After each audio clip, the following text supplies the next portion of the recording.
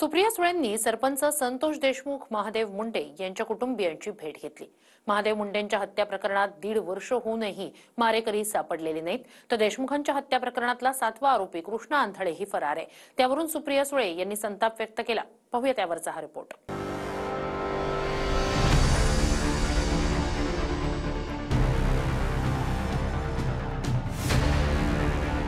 सुप्रिया सुळेंनी एकाच दिवशी सरपंच संतोष देशमुख आणि महादेव मुंडेंच्या घरी जाऊन कुटुंबियांची भेट घेतली। संतोष देशमुखांची आई आणि महादेव मुंडेंच्या पत्नीला सुप्रिया सुळेंनी न्याय मिळवून देण्याचा शब्द दिला, तर सुप्रिया सुळेंसमोर देशमुखांच्या आईला अश्रू अनावर झाले।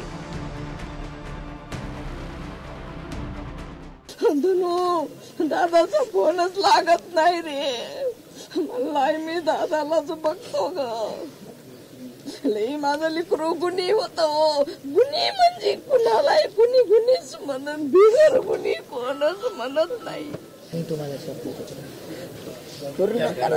मुलाला परत आणू शकत नाही, पण मी तुमच्या नातवांना न्याय देईन। मी तुम्हाला न्याय देईन, मी तुमच्यासाठी लढेन। ते पूर्ण केसचे जे पोलीस असतील त्या दिवशी मला तर वाटतं तेवढ्या सगळ्यांना फाशीची शिक्षा द्यायला पाहिजे, कारण इतका विश्वास ठेवून जर ते असं करतात म्हणल्यावर, आणि पोलिसांवर काही नाही विश्वास ठेवायचा कोणावर? सरपंच संतोष देशमुख हत्या प्रकरणामध्ये 70 दिवस उलटले तरी आरोपी कृष्णा आंधळे फरार आहे। वाल्मिक कराड अँड गँगचा आंधळे मुख्य सदस्य, पण अद्याप तो पोलिसांच्या हाती लागलेला नाही। प्रायव्हेट जेटनं निघालेला तानाजी सावंतांचा पोरगा सापडतो, पण देशमुखांचे खुनी का सापडत नाहीत असा प्रश्न सुळेंनी केलाय। तो 7वा माणूस आहे कुठे? त्या तानाजी सावंताचं पोरग ते विमान तो वापस बोलत, तो तुम्हाला मुलगा सापडतो विमान परत येऊन, पण आमच्या भावाचा खुनी हा तुम्हाला सापडतो काय? गरीब आहे, शोषित आहे, वंचित आहे, पीडित आहे म्हणून त्याला आवाज नाही या देशामध्ये। जोपर्यंत त्यांना न्याय मिळत नाही, आणि ह्या दोन्ही मुलांची जबाबदारी जी आदरणीय पवारसाहेबांनी घेतलेली आहे, अर्थातच आम्ही यांचं कुटुंब म्हणून या मुलांच्या सगळ्या दुःखत आहे, पण ते सुख त्याच्यात आम्ही आयुष्यभर राहू, हा शब्द मी तुम्हाला सगळ्यांना देते।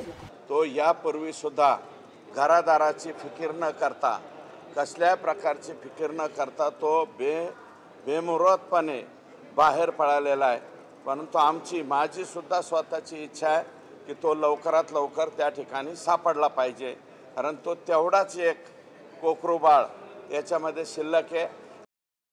हो, जशा देशमुख कुटुंबाचे मारेकरी सापडत नाही, तसे दिशा साल्यांचे पण मारेकरी सापडत नाही। की तुम्हाला जेवढं देशमुख कुटुंबाची चिंता असलीच पाहिजे, आपल्या महाराष्ट्रातलं कुटुंब आहे, तसंच सालेन कुटुंबाला पण सुप्रियाताई कधी जाऊन भेटणार आहेत का? कधी सुशांत सिंग राजपूतच्या पण आई वडिलांचे जाऊन अश्रू पुसणार आहेत का? हे जरा सुप्रियाताईने आम्हाला सांगावं ना थोडं। ताई फार सिलेक्टेड चिंता करतात। पवन चक्कीच्या आवादा कंपनीकडून 2 कोटींच्या खंडणी प्रकरणात सरपंच संतोष देशमुख आडवा आला म्हणून देशमुखांची हत्या झाली। हत्येचा आरोप आका म्हणजेच वाल्मिक कराड अँड गँगवर आहे, तर खंडणीचा धंदा करणाऱ्या वाल्मिक कराडच्या मागे ईडी कशी लागली नाही असा सवाल सुळेंनी केलाय। खंडणी मागणं म्हणजे तो गुन्हा आहे या देशामध्ये, त्याला ईडी लागते। मला प्रश्न विचारतोय, त्या वाल्मिक कराडला तो जर खंडणी मागत होते ना सगळे, मग त्यांना आधी अटक कशी नाही झाली? त्यांना ईडी का नाही लागली?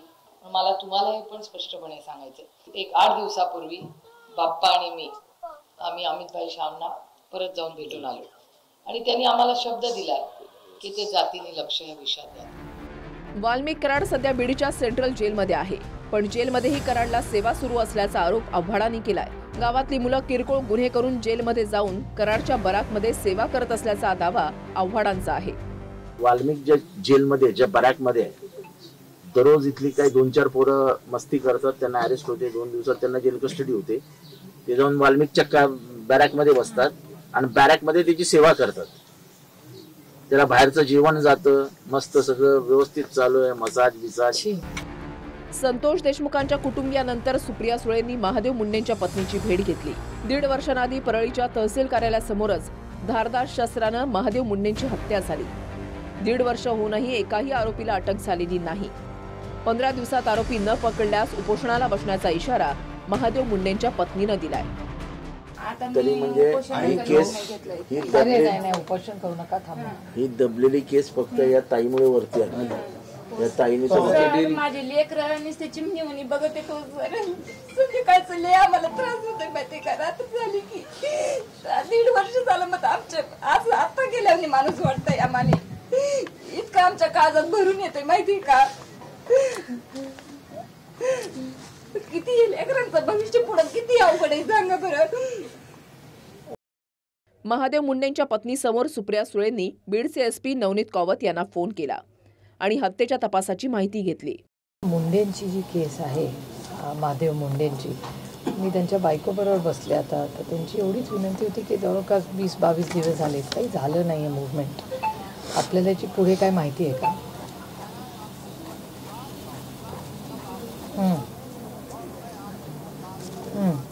SPचं असं म्हणणं आहे की ते स्वतः लक्ष घालत आहेत आणि ते म्हणत आहेत की मी कुठलाही अन्याय होऊ देणार नाही आणि जे काय होईल ते पारदर्शक होईल आणि जसं ज्या पद्धतीने त्यांना माहिती मिळत जाईल ते तुम्हाला म्हणजे ठोस हातात आल्यावर तुम्हाला माहिती देत राहतील रेग्युलर.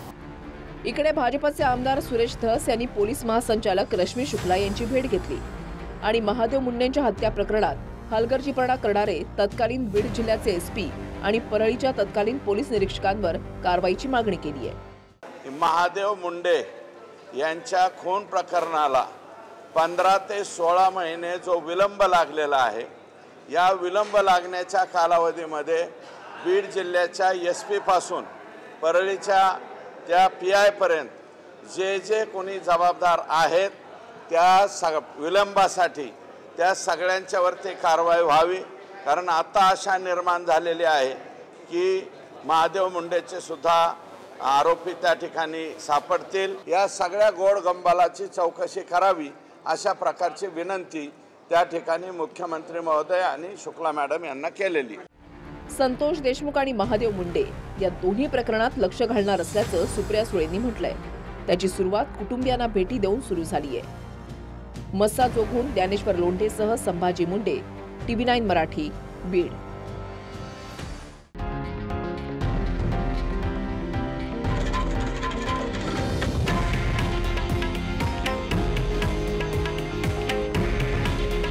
हे आहे देशातील नंबर 1 न्यूज नेटवर्क आणि आपण पाहत आहात TV9 मराठी. काळजी तुमची, हित महाराष्ट्राचं.